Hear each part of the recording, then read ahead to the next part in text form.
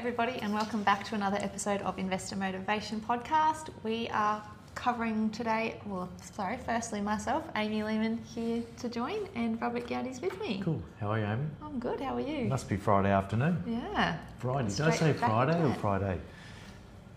Friday. Friday. Friday afternoon, Yeah, we're chatting about how to invest wisely for an early retirement. Mm-hmm. So essentially we're defining early retirement as if it's going to be prior to preservation age at age 60. Yeah, so this is you want to retire completely from the workforce. How do you still receive income to last you until life expectancy, which, you know, we want to conservatively project out to, you know, mid-90s for the young Yep. people. Obviously, we're definitely spending less in those times, and this is where you do need to spend the bigger amounts of money when you're young and fit enough to do so. Yep. But what are the things that we're thinking about? And it's something that I'm seeing a lot of at the moment. People are coming in saying, I want to retire at 50 or I want to retire at 55 on a decent income. How do I get there? Yeah. And some of the experiences that people are talking about is that they've had friends and relatives where their parents have not had the retirement they hoped for. Yeah. Yeah. So that is either not having one and passing away, and or the health is just been not good enough. The back is bad. They've got restrictions on what they can and can't do. Yeah. So. And there's also the case where people just need to work for so much longer, well later into their lives, you know, up to 70s, just because they haven't invested, you know, wisely or saved enough during their working life. Yeah. So that's the other end of the coin, and cool. We're going to talk about the opposite end, hopefully. Yeah, and of course, I think retirement is morphing into a more flexible beast than what it was in the past. Yeah. So retiring early can also be going to 5 days to 3 days, and I'm not there in February, March. Yeah. So I think if there are some people out there that enjoy their work, and giving it away can be obviously a negative.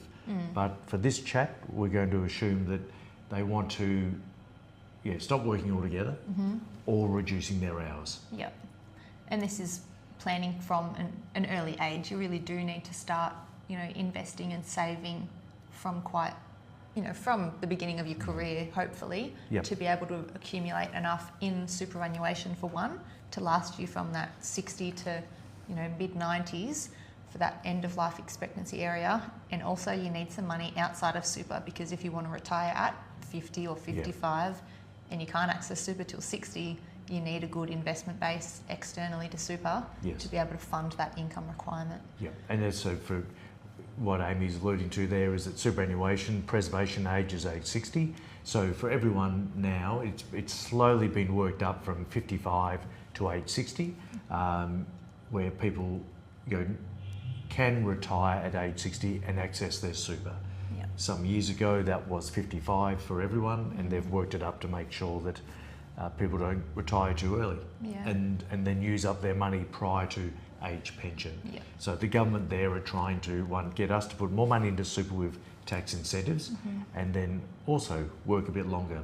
And they've not only done that with super, they did that with the age pension as well. Yeah, that's right. Now it's age 67. Yeah, it was 60 for females, was 65 for males, and obviously females were changed up to 65, and now it's 67 beyond that. Yeah. Which is tough for, I think, a lot of people in the trades. If you're hanging plaster and you're a brickie and your shoulders, tough going. Yeah, absolutely. So everyone's got the opportunity with some planning. And I'm going to bore everyone to tears with the talk about projections, and you've got to plan this out. You've got to know how much. You need to know the numbers to know that you're on track. I think that's correct. I don't think that's boring, Rob. Well, it's not boring for us. I might make a career out of it, actually. Good. Well, I have. We both have. So it's a great opportunity to, if you've got the right tools, the right advisor that knows this stuff and how to do it. It can really provide that comfort, and as always, there's no use saving, say 50 or 55 is the goal, I retire then, but you spend the previous 20 years living so leanly, miserably, trying to save every penny for that early retirement. Yep. You know, that's not living either. So, No. so the projections we do take into account today. Yep, definitely. Yeah. I think that will always, in our careers moving forward, we're always going to really prioritise the now as well as the balance of the future. Yes. But it is, making sure you do have the right projector. There are obviously free ones on the internet that are quite, you put in a few numbers and it projects out a basic projection. Yeah. But I really do like, not to just plug us, but our projector, you really can make it, if you want $80,000 per year from the start of retirement, and then that dwindles down, knowing that as we get older, we spend less. Mm-hmm. So it does give us the freedom to spend more early when you are young enough, fit enough to do the things you want to do. Yep.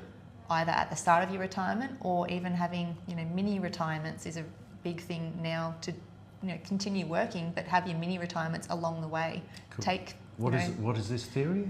It's taking your annual leave each year to go overseas on a trip and have that little mini well, it's really just a vacation, but people just call it a mini retirement now. It's cool. Okay. Clickbaity more than anything. Yeah, but in terms of just doing Living. it. Yeah, living. Yeah, it's living. Getting that balance right. Yeah. We can't be just forever thinking about the future. Otherwise, we turn into that client we had prior to Christmas. Actually, it was Olivia, one of our other partners and advisors, where what was your biggest regret as an 80-year-old in not great health? And it was we saved too much when the kids were young, and that hit for me. Not that I've got regret around that. I was definitely hands-on dad and did my hours, but when you get to an age where the world starts to close in, you want to reduce the amount of regrets that we have as individuals. Yeah. Yep. So that's part of the rules for us, isn't it? When we're working with clients, it's your job in retirement and life to to build the memories, to reduce the regret. Yeah. Absolutely. So clearly we can't access super till 60. Yeah. What else do we have to do? Well, and I guess, backtracking a tiny bit, the good thing about super and the good thing about super now is that, as of 1st of July 2025, it's 12% super guarantee. So employers will be putting in 12% of your salary. So that, compared to what it used to be, is a huge uplift in our ability to generate wealth in super. Yep. But like you said, super won't be enough, and really that 12% might not be enough depending on your income requirements and when that starts for you. But that does help the young generation coming through having the base level at 12%. Yep. And what I'm finding as we're chatting to people all over Australia at the moment, that it's people are expecting one strategy, one size fits all. That I need to do this, but what's happening is it's a combination of things. It's not black or white. There's shades of grey, and what we find that we are thinking about people's home loans, because you can't take, if you want to retire prior to 60, you really can't have debt. No. Even a small amount of debt has a significant impact on cash flow. Yeah. And retirement is all about income and cash flow. So is life. So you need to take care of that. You need to not ignore superannuation, because you might think, right, we just go hell for leather to get to this number outside of super, and then we revert back to super. So no, there's tax concessions along the way that you need. Absolutely. You have to have. So it's this sort of different pillars, as I'm calling them, when I'm chatting with people, that there's certain things that need to be looked after along the way. And it's not, we just work on the home loan. No. Then we think about non-super. Then we think about super. Yeah, it's again that balance between all three to make, knock them all over in the right order and at the right times, knowing that, the home loan being paid out earlier, it makes you less, interest is paid along the way, gives you more cash flow to do those other two pillars, which is putting into superannuation at 15% instead of marginal tax rate. So that's more money going in there. And then that will be accessible at age 60 in a beautiful 0% tax environment when you flip to pension phase. Cool. And pension phase is going to be indexed from the 1st of July 2025. So it's gone from the balance, they call it the transfer balance cap.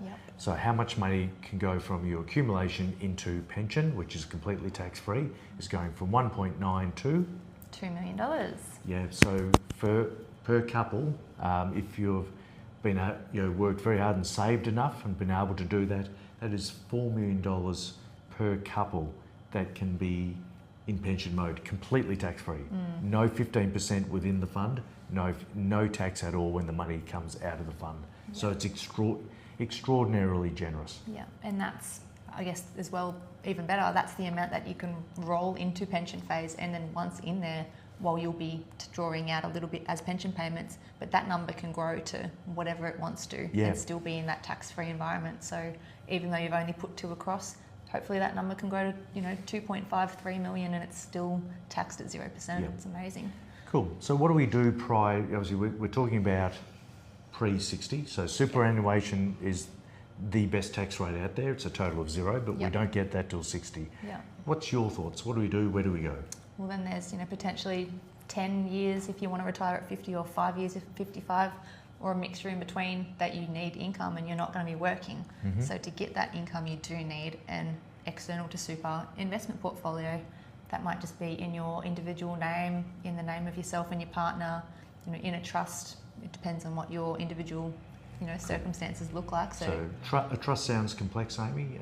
So it depends the amount of money we're talking about, doesn't it? Whether a trust is appropriate, and what would be the benefits in your view of a discretionary family trust? Yeah. So really, that's when there is a high income earner. They might be the more wealth accumulator or biggest contributor to this investment portfolio. If it was in the trust world, you can then distribute income or earnings to other members of the trust. The investment income, not the earnings from the high income earner. Yes, correct. So rather than that high income earner, though, just creating a portfolio in their individual name, which then adds to their marginal tax rate, you can strategically split the investment earnings to a spouse who might be looking after children or doing whatever else, or just not being as high income an earner, adult children, and what are the beneficiaries you might want to add. Yep. And the other alternative to a complex trust, if you've got a spouse that is earning considerably less, the asset can just go into their name. Yeah. Absolutely. Well. Yeah. And especially if you're, the more highly suable person as well, having that asset protection in a way. Yeah. Get in a trust or get into the. Yeah, I don't think. It's that highly suable person. I think doctors are in that realm, absolutely, that you would like to segregate that money somewhere else. Yeah. And a trust that you're not in control of, or your spouse with a lower income and is not as suable. Yeah, absolutely. So that's, I guess, the high income world, but otherwise it might just be an investment portfolio in your individual name. Yep. And on an ongoing basis, what does it look like in terms of, obviously you're making sure you're getting the tax wins of super. So you've taken care of the home loan, you've done the calculations, and this is what we would physically do for clients. You've done the calculations on your home loan will be paid out by X. Yep. Then we say, we don't want to ignore superannuation completely. You have your 12% go in, but you put another X in. And it depends on cash flow, and it's different for everyone. Yeah, but even when you do run those projections and those cash flow numbers, even looking at just $50 a week salary sacrifice, and knowing as well that even though you're salary sacrificing $50, that doesn't take $50 out of your pay each week, because it is going in tax concessionally. You get that extra, for example, 17 cents on the dollar if you're between that $45,000 and $135,000 tax bracket. So look at the numbers. $50 a week might sound like a scary figure, but if it only affects your pay by $35 a week. Well, and the numbers which I just did with Will, my son, he's looking to use the First Home Super Saver. So $100, at the marginal tax rate, which is 32 cents between 45 grand and 135,000, is 32% with Medicare. So $100 will reduce his take-home pay by $68. Yeah. The money going to super is actually $85. Yeah. So that's why salary sacrifice is brilliant. It actually won't affect your cash flow as much as you think. Yeah. Yep. It's incredible. So definitely run those numbers, and then whatever else you were able to contribute to this investment portfolio, definitely do that. And let's say things got tight, Amy, where it was just, we've got a lot of bills that have sprung up, or just these unexpected things. Yep. The beauty of these strategies is that you can tweak things because life happens. Yeah. I had that question from a client the other day with, a little bit of that fear factor of putting money into super and with the salary sacrifice agreement, and how easy is that to switch off if cash flow does become tight, and it's just an email to the payroll and they can switch it off by next pay. Yes, which of course can't happen for those that have investment properties, huge amounts of debt, and the bank saying we want X amount per year in interest and possibly principal as well. Yeah.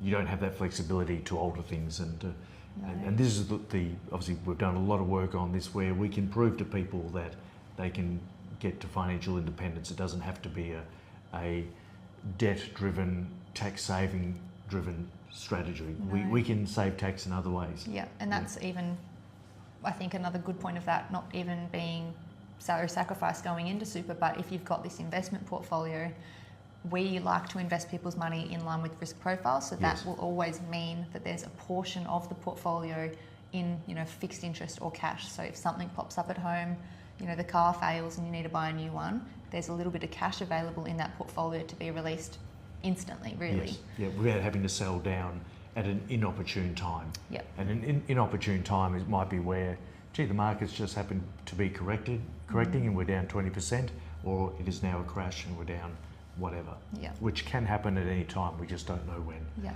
So let's think about that vital money, the non-super, the stuff that we can access when we retire.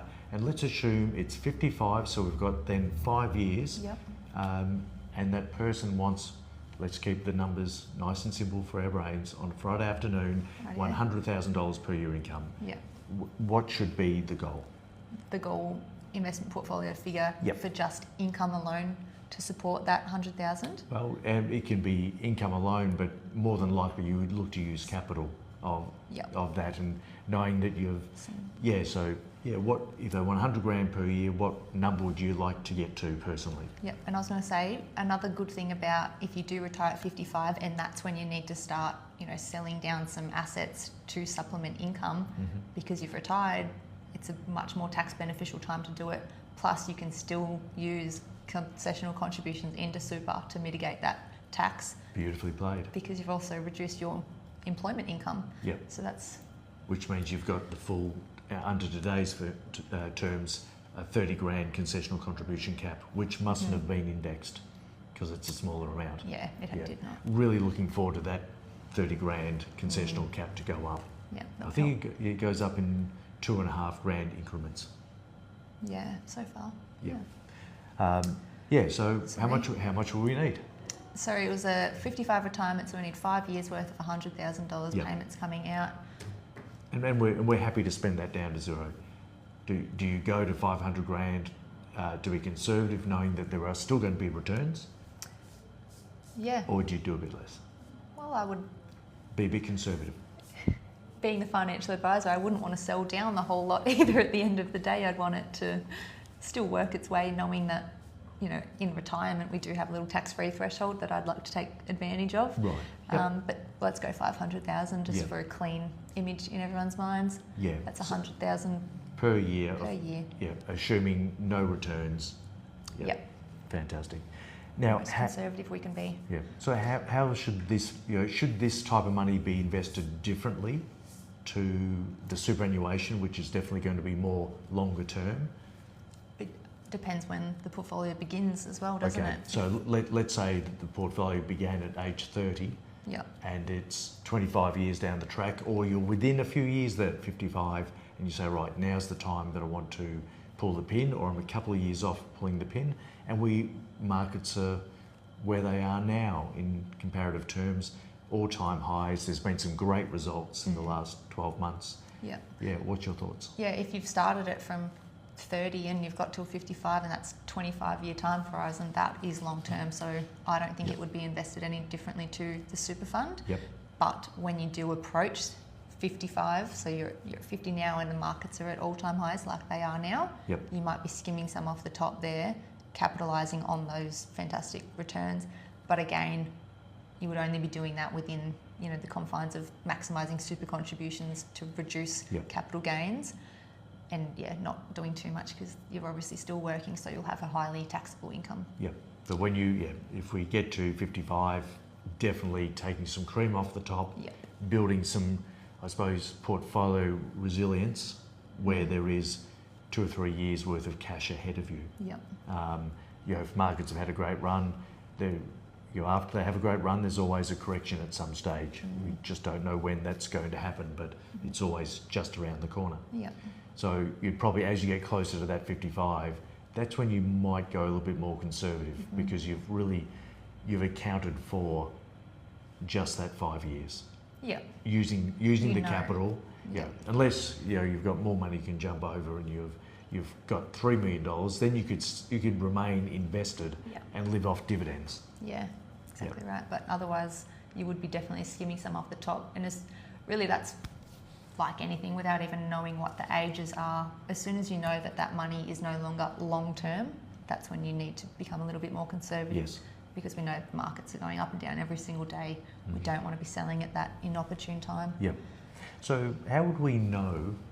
This is back to the 30-year-old where we start thinking about these plans. How would we know what income we need?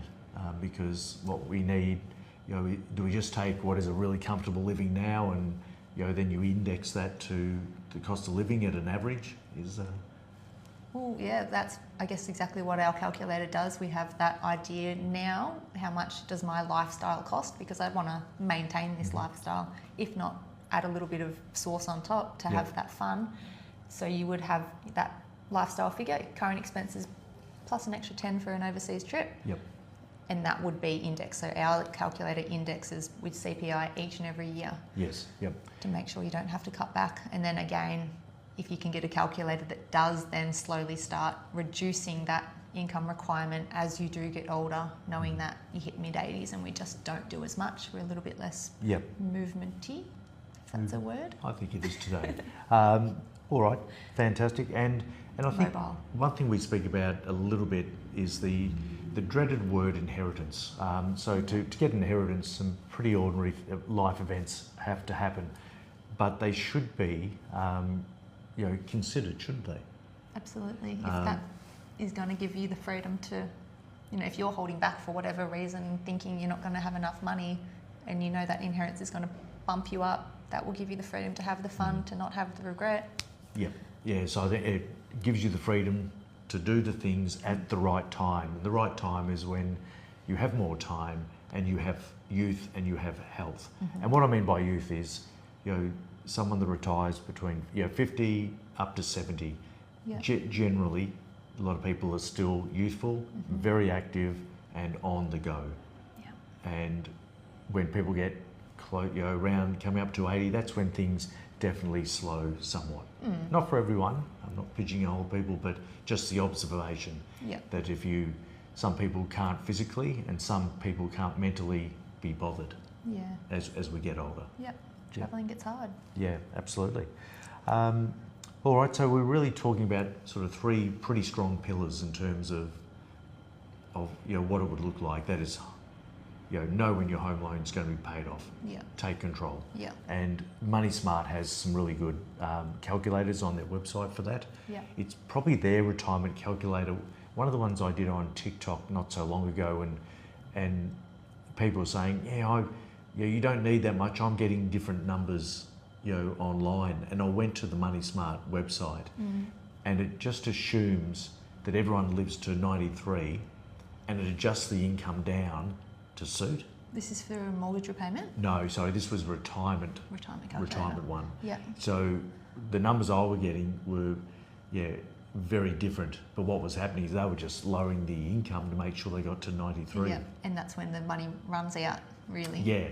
So it wasn't bespoke. It wasn't created for that individual, and you just couldn't easily, because what we do is, to make sure that it's, I suppose lifelike.